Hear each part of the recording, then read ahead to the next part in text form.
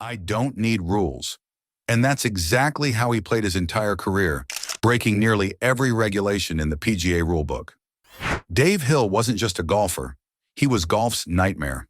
The man who sued the PGA for millions, physically fought other players, and turned professional tournaments into personal battlegrounds. We're not talking about some no-name hack. This was a guy with 13 PGA Tour victories and the 1969 Varden Trophy for lowest scoring average, one of golf's highest honors.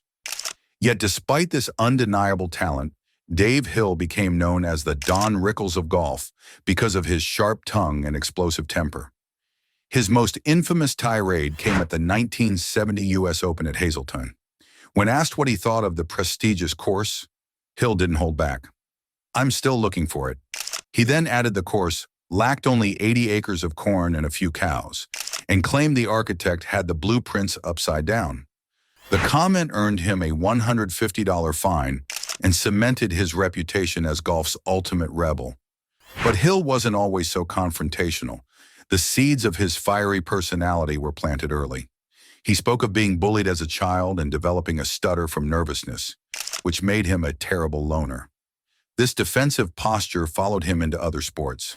In basketball, he described himself as a little pecker who had to play aggressively or I would be run off the court. By his own admission, he fouled out of 3 out of every 5 games. That aggression followed him to the golf course. "When I get mad on the golf course, which is frequently, I feel mean," Hill confessed. And mean he was. As early as 1961, the year he captured his first PGA Tour victory at the Tucson Open, Hill was already racking up fines. He paid about $1,400 in penalties, half of his winner's check, mostly for breaking putters. The cost? $100 per broken club. But it was in 1963 that Hill really made headlines. At the Frank Sinatra Open Invitational, still grieving his father's death and struggling with his game, Hill made a bold declaration to tour director Joe Black. He stated that if he missed an upcoming birdie putt on the 18th green, he would break his putter. True to his word, when the putt failed to drop, Hill snapped the offending club over his knee and finished the hole using only half a putter. The tour committee promptly suspended him for 2 months. This behavior wasn't just random outbursts. Hill knew exactly what he was doing. He once said, "If you bug me, I'll insult you and forget about it." Many people resent my attitude.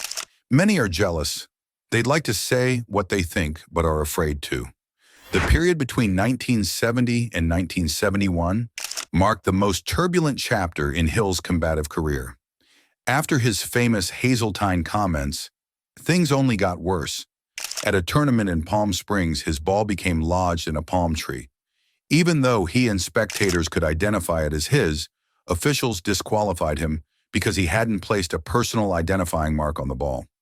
Hill was incensed, especially since he claimed there was no specific rule requiring such marking. The incident left him seething, and his anger boiled over later that year at the Colonial National Invitation.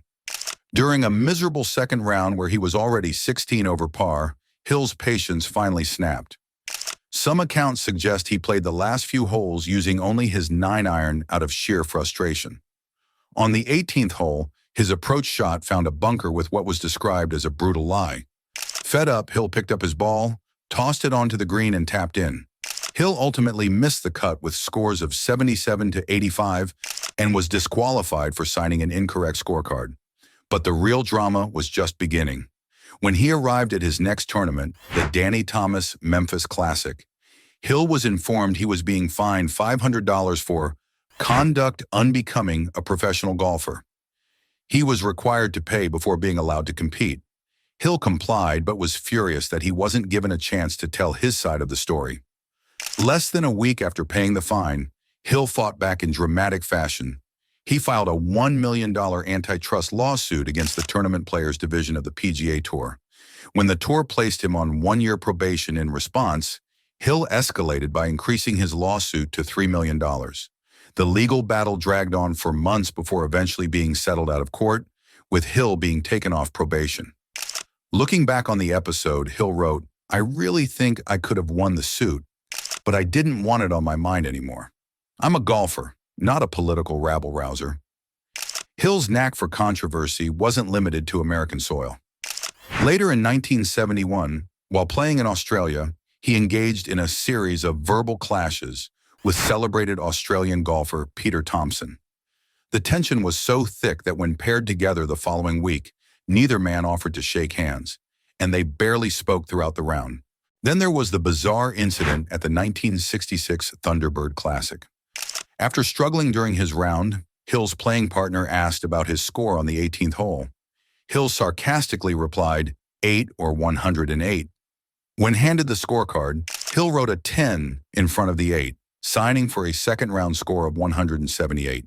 He was initially reported as disqualified, but since he had signed for a higher score than what he actually shot, his total was officially recorded as 257.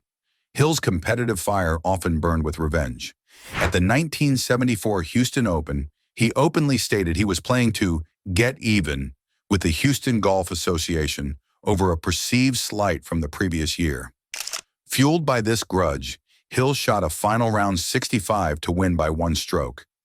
Even in his later years on the senior PGA Tour, Hill remained combative. At the 1991 Trans-America Senior Golf Championship, he got into a physical altercation with fellow professional J.C. Snead on the driving range. The dispute began when Snead's practice shots repeatedly rolled near where Hill was practicing. Hill yelled at Snead, then grabbed a club and approached him. The confrontation escalated into punches and wrestling before others separated them. Hill's relationships with fellow players were predictably strained. Another notable incident occurred in 1970 at the Kemper Open with Chichi Rodriguez. Hill felt Rodriguez's crowd-pleasing antics were distracting and cost him a chance at winning. The tension nearly led to blows on the course and did escalate to a physical confrontation in the locker room afterward. Behind all the controversy was a golfer of exceptional talent. His 13 PGA Tour victories and 6 more on the Senior PGA Tour speak to an elite level of play. The Vardon Trophy is a testament to consistent excellence over an entire season. He represented the U.S. in 3 Ryder Cups. Yet these accomplishments are inevitably overshadowed by his reputation for a bad temper, big mouth, and colorful ways. As one publication aptly summarized, he spent 2 decades on the regular PGA Tour before his bad temper, big mouth, and colorful ways forced him to give up the game. Hill himself acknowledged the lasting power of his Hazeltine quote, "It will probably never go away." He conceded that he would likely be remembered more for that remark than for his playing career, partly because he never captured a major championship. When Dave Hill passed away on September 27, 2011, at age 74 from emphysema, the golfing world lost one of its most complex figures. In his hometown of Jackson, Michigan, he was remembered with considerable affection. Ron Bierman, the golf professional at the Country Club of Jackson, stated, "He is Jackson golf as far as I'm concerned." Ed Mitchell, a local golf company founder, remarked, "From my perspective, he inspired a lot of people to take up the game. But to the wider world, Dave Hill's legacy remains that of golf's greatest contrarian, the man who defied convention, challenged authority, and played by his own rules. For better or worse, he was truly golf's unflinching maverick." If you enjoyed this story of golf's ultimate rule breaker, hit that subscribe button for more untold stories from sports history.